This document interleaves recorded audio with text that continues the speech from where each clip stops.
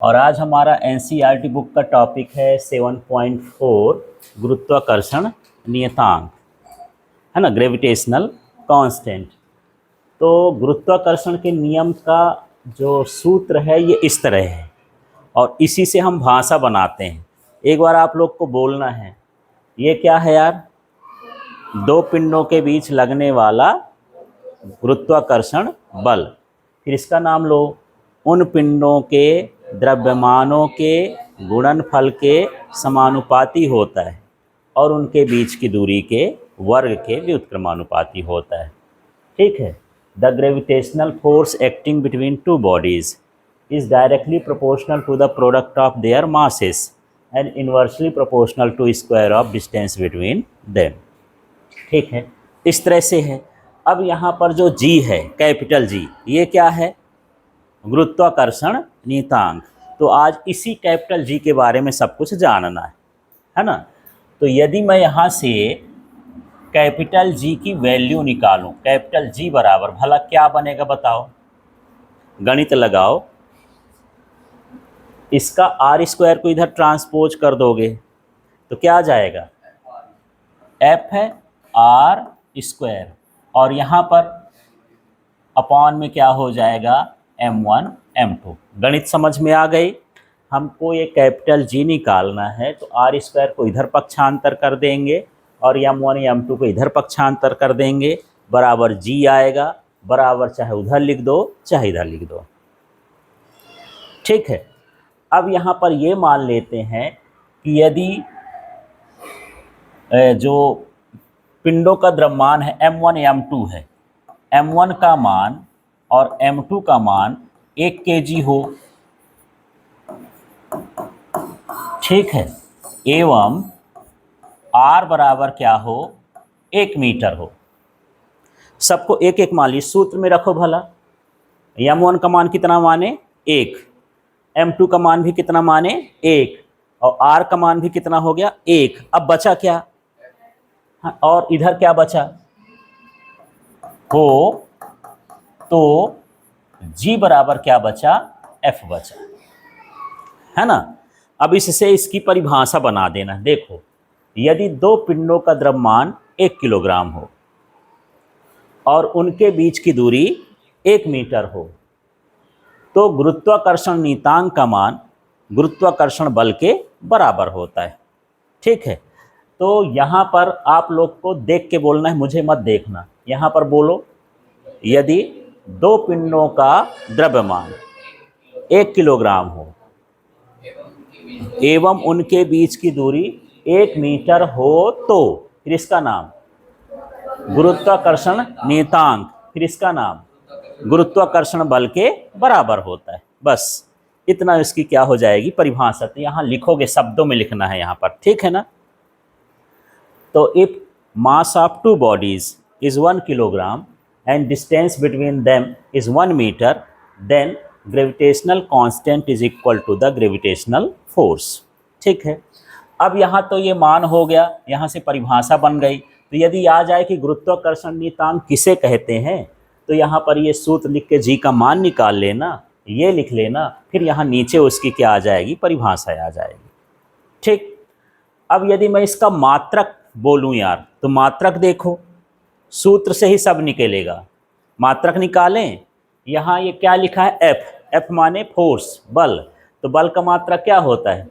Newton. बल का मात्रक क्या है? न्यूटन। तो ये मैं लिख दिया न्यूटन। फिर क्या लिखा है वहाँ देखो, सूत्र देखते जाओ। आर स्क्वायर माने डिस्टेंस। तो डिस्टेंस को किससे मेजर करते हैं? मीटर से। तो क्या लिख दूँ मैं? मीटर, बस। हाँ, मीटर स्क्वायर, ठीक है ना। अपॉन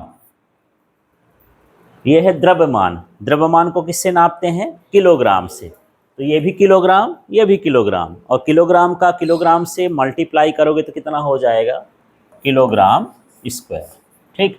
तो इसका जो मात्रक होता है ये हो गया न्यूटन मीटर स्क्वायर पर केजी स्क्वायर। ठीक है। अब इसके विमी सूत्र की बात करता हूँ। इसका यूनिट तो हो गया, डायमेंशनल फार्मूला की बात करता हूँ। ये है विमी सूत्र। विमी सूत्र भी याद नहीं करना है, ठीक है, निकाल के देखते हैं। तो पहले क्या लिखा है सूत्र देखो, यहाँ पर मिलाओ आप, क्या लिखा है F। तो फोर्स का विमीय सूत्र क्या होता है, बोलो mlt माइनस 2। ठीक, इसके बाद यहाँ पर ये क्या लिखा है R। R माने दूरी, दूरी के लिए क्या होता है L। तो यहाँ पर मैं लिख देता हूँ L का स्क्वायर। ठीक है, इसके बाद यहाँ पर देख लेते हैं किलोग्राम है ना मास का, तो क्या होता है M और क्या होता है यहाँ पर इंटू M।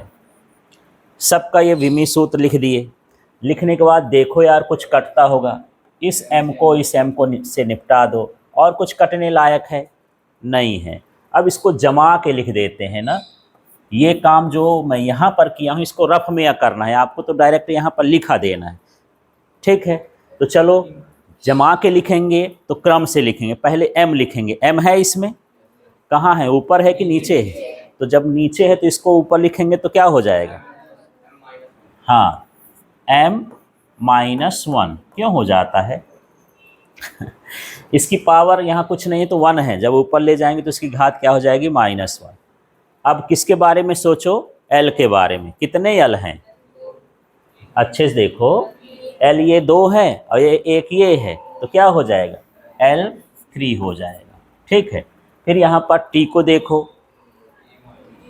T-2, इसका विमीय सूत्र आ गया, याद करना पड़ेगा, नहीं सूत्र आपको याद है उससे निकाल सकते हो। कुछ 10-12 विमीय सूत्र ही याद करने पड़ते हैं, बल का है, कार्य का है, वेग का है, त्वरण का है, इनका याद कर लो, बाकी सब ऐसे निकलता रहता है। ठीक है, अब ये जो है ये कैसी राशि होती है, अदिश राशि होती है।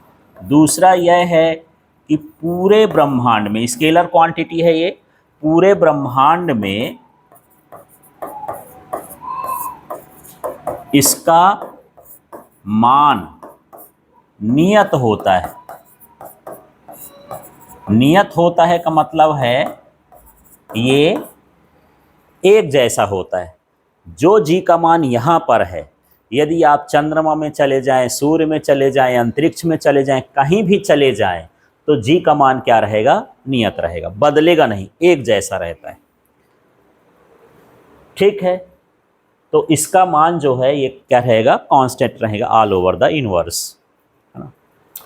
अब इसका मान होता कितना है, जी का मान होता कितना है, तो जी का मान होता है 6.67 इंटू 10⁻⁻11। ये इसका मान होता है। मात्रक क्या लिखूं यार इसका, मान लो पूछ दिया कि इसका मान लिखिए, तो मान तो याद कर लिए, मात्रक भी याद करना पड़ेगा। क्या मात्रक ये लिखा है, इसका यूनिट क्या है, न्यूटन मीटर स्क्वायर पर केजी स्क्वायर। तो इसको हम कैसे लिखेंगे, न्यूटन मीटर स्क्वायर पर केजी स्क्वायर। स्क्वायर रह गया, ठीक है, देख ही रहे हो, चलो अच्छा है। तो ये हो गया न्यूटन मीटर स्क्वायर पर केजी स्क्वायर, तो इसकी ये वैल्यू हो गई, है ना। अब ये वैल्यू कौन महानुभाव निकाले यार, कौन से साइंटिस्ट थे जो पता लगाए कि जी का मान भी इतना होता है, तो ये थे हेनरी कैवेंडिश। क्या है, हेनरी कैवेंडिश। इन्होंने इसका मान निकाला, किन्होंने, हेनरी कैवेंडिश ने। ठीक है, समझ में आ गया। तो इतनी चीज़ें तुमको इसके बारे में लिखना है। कभी कभी प्रश्न अब कैसे आ जाता है इसको भी समझ लेते हैं। जैसे यही आ गया कि गुरुत्वाकर्षण नियतांक किसे कहते हैं, तो ये वाला हिस्सा भर करना है।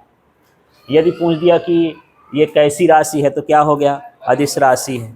ठीक है, यदि बोल दिया कि पृथ्वी पर इसका मान 6.67 × 10⁻−11 न्यूटन मीटर स्क्वायर पर केजी स्क्वायर है, तो चंद्रमा पर इसका मान कितना होगा, यही होगा, बदलेगा नहीं।